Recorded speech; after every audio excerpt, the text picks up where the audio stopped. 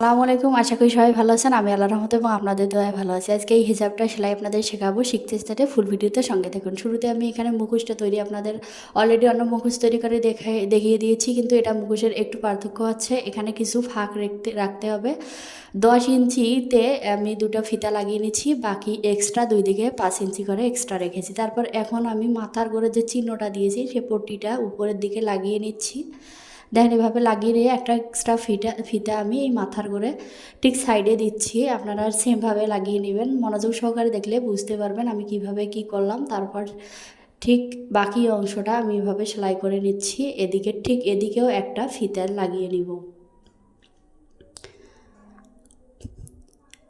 সেমভাবে দুই দিকে আপনারা ফিতা অবশ্যই লাগিয়ে নেবেন এই ফিতাটা বাঁধার জন্য। আর যারা বাঁধতে চান না তারা ফিতা দেওয়ার কোনো দরকার নেই, ফিতাটা দিলে ভালো হয়, সেজন্য ফিতাটা দিবেন। তারপর আমি এখন চলে যাচ্ছি যে একটা চাপ সেলাই দিব। কিছু দূর আমি পরে স্পেস রেখে সেলাই করব, সেই জায়গাটা একটু সেলাই দিয়ে নিচ্ছি এবং মাথার উপরে যে কাপড়টা বসিয়ে নিচ্ছি সেটা একটা চাপ সেলাইয়ের মাধ্যমে আটকিয়ে নিচ্ছি। এভাবে করে আপনারা চাপ সেলাই দিবেন, তাহলে ফিনিশিংটা সুন্দর আসবে। এভাবে করে কিছু দূরে এগিয়ে সেলাই করে নেবেন, কারণ এটা গলার দিকে থাকবে, সেজন্য একটু সেলাই করে নেবেন।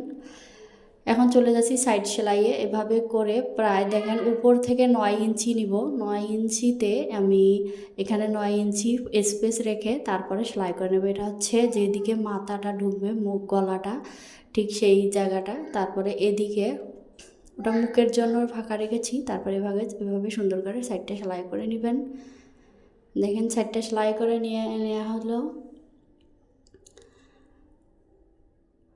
এখন চলে যাব মুড়ি সেলাইয়ের চতুর্দিকে। এভাবে করে আপনারা সেলাই করে নেবেন। ফুল ভিডিও আমি দেখাচ্ছি না, কারণ কিছু ফুলটা সেলাই করতে অনেক সময় লাগবে। চতুর্থ সাইড আমি কিছু সেলাই দেখাইলাম। তারপরে এখন মুখোশটা সেট করা। দেখেন পট্টিটা লাগিয়েছি যেখান থেকে ঠিক সেখান থেকে ঠিক 4 ইঞ্চি এবং চওড়ায় 2 ইঞ্চি স্পেস রেখে এবং উপর থেকে 8 ইঞ্চি বরাবর আমি সেলাই করে নেব। এটা হচ্ছে ছোট মুখোশ এবং বাড়িতে ইউজ করার জন্য ছোট এবং বড় হিজাব মুখোশ আমি আপনাদের কাছে আরেকদিন শেয়ার করব। এভাবে করে সেলাই করে নেবেন। এই দেখেন 8 ইঞ্চিতে সেলাই করে নেবেন। ঠিক সেমভাবে পরের দিকে অপর সাইডে এভাবে 8 ইঞ্চি সেলাই করে নেবেন সুন্দর করে। উপরের দিকে এবং নিচের দিকে অবশ্যই একটা টাক সেলাই দিবেন, নয়তোবা খুলে যাওয়ার সম্ভাবনা থাকবে। দেখেন টাক সেলাই কীভাবে দেয়, এভাবে করে চাপ সেলাই দিয়ে দেবেন। এই দেখেন তৈরি হয়ে গেল একটা হেজাব। কত সহজে একটা হেজাব তৈরি হয়ে গেলো। দেখেন কত সুন্দর একটা হেজাব। আজকের মতো ভালো থাকবেন, সুস্থ থাকবেন। আল্লাহ হাফেজ, আসসালামু আলাইকুম।